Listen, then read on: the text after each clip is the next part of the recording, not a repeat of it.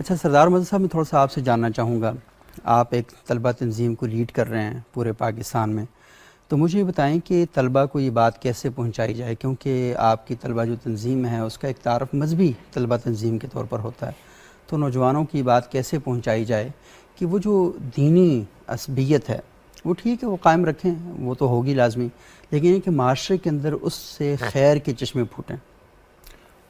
بسم اللہ الرحمن الرحیم۔ ایک تو سب سے پہلے آپ کا بہت شکریہ، اور دوسرا جو آپ کا سوال ہے اس میں ہمارا جو مین پوائنٹ ہے وہ یہی ہے کہ مسلمانوں کے لیے رول ماڈل سید الانبیاء محمد رسول اللہ صلی اللہ علیہ وسلم کی تعلیمات، آپ کے اصحاب اور آپ کے اہل بیت ہیں، اور آج بھی پورے پاکستان کے اندر بھی اور پوری دنیا کے اندر بھی اگر مسلمان خیر کا کام کرنا چاہتے ہیں اور جو اللہ کے نبی اور آپ کے اصحاب کا طریقہ تھا اسی پر عمل کرنا چاہیے۔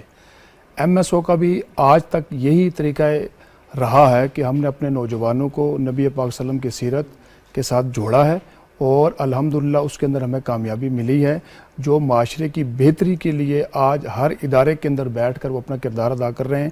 ان کے لیے جو رول ماڈل ہیں وہ اللہ کے نبی ہیں، اور ہم پوری دنیا کے نوجوانوں کو ایک ہی سبق دیتے ہیں کہ اگر آپ نے دنیا میں کامیاب ہونا ہے تو اللہ کے نبی کو رول ماڈل بنایا جائے۔ صحیح، اچھا یہ تو بڑی اچھی بات آپ نے کی، لیکن مجھے یہ بتائیں کہ کیا جس بات کی طرف ہم اشارہ کر رہے ہیں کہ توڑ پھوڑ کرنا، گھراؤ جلاؤ کرنا، سڑکیں بند کرنا، لوگوں کی املاک کو نقصان پہنچانا، اس پر آپ کی جماعت کی کیا پالیسی ہے؟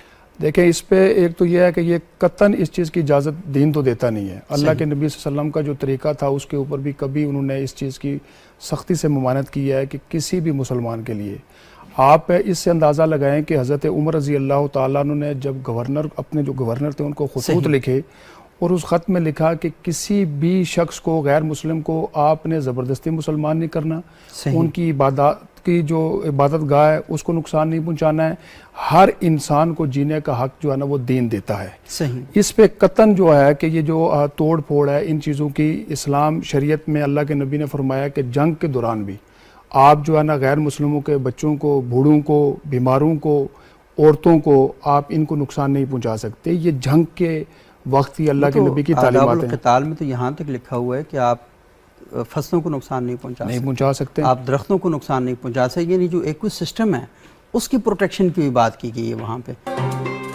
ناظرین، وقفے کے بعد ایک بار پھر پروگرام ابتدا میں خوش آمدید۔ آج ہم گفتگو کر رہے ہیں طلبہ تنظیموں کے نمائندوں کے ساتھ، اور ہماری گفتگو کا بنیادی مقصد یہ ہے کہ معاشرے میں یہ جو سیگمنٹ ہے اس پر بات بھی کم کی جاتی ہے اور ان کو مواقع بھی کم دیے جاتے ہیں، لیکن پاکستان کا ایک بہت بڑا طبقہ ہے اور یہ پاکستانی یوتھ پاکستان کے لیے ایک بہت بڑا کام کر سکتی ہے۔ اگر ان کے ساتھ انٹریکٹ نہیں کیا جائے گا، ان کے ساتھ ڈائلاگ نہیں کیا جائے گا، ان سے بات چیت نہیں کی جائے گی، ان کا نقطہ نظر نہیں سنا جائے گا، تو اس کا مطلب یہ ہے کہ آپ پاکستان کے مستقبل سے ڈائلاگ نہیں کرنا چاہتے، آپ پاکستان کے فیوچر سے بات نہیں کرنا چاہتے۔ تو ان کی ہر فورم پر مؤثر نمائندگی بھی ہونی چاہیے تاکہ ان کے ساتھ بات چیت ہو، اور بات چیت کے ساتھ ساتھ ان کی رائے جو ہے وہ بڑی اہمیت کی حامل ہے۔ آج لرن کریں گے تو اس کا نتیجہ ہمارے مستقبل کو بہتر کرنے کی صورت میں نکلے گا۔ سردار مدد صاحب، میں تھوڑا سا آپ سے جاننا چاہوں گا کہ یہ جو سویڈن والا واقعہ پیش آیا تو لازمی آپ کی جماعت کے اندر بھی اس پر بات چیت ہوئی ہوگی، تو آپ لوگوں نے کیا حکمت عملی مرتب کی ہے کہ کیا کرنا چاہیے؟ اس کے اوپر ایک تو سب سے پہلے آج ہی ہم نے آل پارٹیز تمام طلبہ اور یوتھ تنظیمات کو اسلام آباد پریس کلب میں بلایا ہے۔ زبردست، یہ طریقہ ہے نا، بڑا اچھا ہے۔ سب کو بلایا ہم نے اس میں، اور ابھی انشاءاللہ کچھ دیر کے بعد شروع ہوگا۔ اس کے بعد ہم نے سنڈے کو انشاءاللہ تعالیٰ ایک قرآن زنجیر کے نام سے جو ہے نا پورے اسلام آباد کے اندر نوجوانوں کو کھڑا کرنا ہے روڈ کے ایک سائیڈ کے اوپر، اور ان کے ہاتھ میں روڈ بلاک نہیں کریں گے، روڈ بلاک ایکسیلنٹ، زبردست، ایک سائیڈ پہ کھڑا کریں گے، اس کو چین کا نام دیا، قرآن چین کا نام، اور ہر ایک کے ہاتھ میں جو ہے نا وہ قرآن پاک ہوگا۔ زبردست، اور اس کو انشاءاللہ انٹرنیشنل میڈیا اور سب دوستوں کو ہم نے دعوت دی ہے۔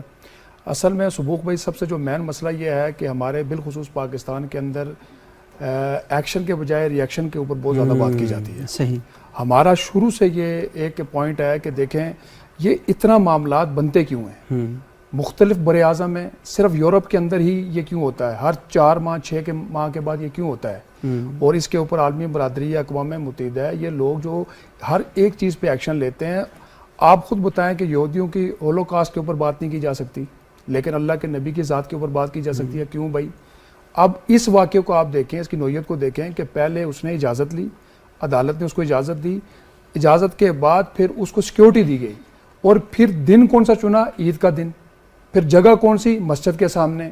اب ساری چیزیں آپ دیکھیں کہ یہ پری پلان کیا گیا، اور مسلمان کے جذبات اس کے اوپر چھوٹی چیز ہے. اس پہ تو قیامت برپا ہونی چاہیے کہ میرے ایمان کے اوپر، میری قرآن کے اوپر، میرے اللہ کے نبی کے اوپر جب یہ ڈھاکہ ڈالا جائے گا تو آپ مجھ سے کیا اس کا ری ایکشن لیں گے. تو اس میں یہ دیکھنا چاہیے ہمارا اپنے جو مسلم کنٹریز ہیں ان کے جتنے سربراہ ہیں، ہمارا تو ان سے شکوہ ہے کہ ادھر ادھر کی بات نہ کر، یہ بتا کہ قافلہ کیوں لٹا، مجھے راز انو سے گلا نہیں، تیری رہبری کا سوال ہے. صحیح. ہم تو ان سے پوچھتے ہیں کہ بھائی آپ لوگ کیا کر رہے ہیں. اچھا وہ تو سردار صاحب، کیونکہ آپ کو پتہ ہے کہ صورتحال تو اس دفعہ ایسی نہیں رہی. آپ کو پتہ ہے کہ پیوٹن نے وہ گیا قرآن کو جا کے چوما، آپ کو پتہ مسلمان نہیں ہیں. اچھا پھر اس کے علاوہ مختلف ممالک جو اور اقوام متحدہ نے بھی یہ ساری کوششیں ہوئیں، اس کے نتیجے میں 15 مارچ کو یہ جو اسلاموفوبیا ہے اس کا دن منایا گیا. تو ایسا نہیں ہے کہ دنیا کے پر بات نہیں پہنچ رہی، بات ایسا پہنچ رہی ہے. کچھ ایسے احمق لوگ ہوتے ہیں جو اس طرح کی حرکتیں کرتے ہیں اور نتائج جو ہیں پوری دنیا کے لیے مسائل پیدا کرتے ہیں، لیکن قانون سازی کی مد میں اس طرح کی چیزیں بڑی رول پلے کرتی ہیں. اور ہم یہ دیکھتے ہیں کہ چاہے وہ اس طرف سے ہوں یا اس طرف سے ہوں، شر ہے. شر کو ہم شر کے دائرے میں دیکھ کر وہ کریں گے. لیکن قرآن حکیم جب لعنت بیچا نا، کہتے ہیں لعنت اللہ علی قوم الظالمین. آپ میں سے کوئی بھی شخص اپنے نام کے آگے ظالم نہیں لکھواتا. ہم سید لکھواتے ہیں، ہم اوان لکھواتے ہیں، ہم جدون لکھواتے ہیں. تو ظالم اللہ نے کہا قوم ہے، لیکن کوئی بھی نہیں کہتا کہ میں ظالموں کی قوم سے ہوں.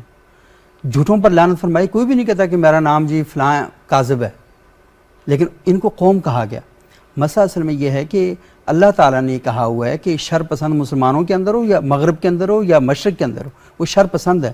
تو ہم نے شر پسند کو ٹیک کرنا ہے شر پسندی کے ساتھ. بالکل. اس کو اگر ہم اس کا دائرہ پھیلانے کی کوشش کریں گے نا، تو اس کا مطلب ہے پھر ہم ایک عصبیت کا شکار ہو کر ایک اپنا جو ہے وہ ماحول بنانے کی کوشش کر رہے ہیں. لیکن یہ باتیں بڑی اچھی ہیں، یہ سوال بھی آنے چاہیے، یہ خدشات بھی آنے چاہیے، تاکہ ڈائلاگ ہو، مختلف نقطہ نظر سامنے آئیں، تاکہ ہم بات کو آگے لے کے چل سکیں.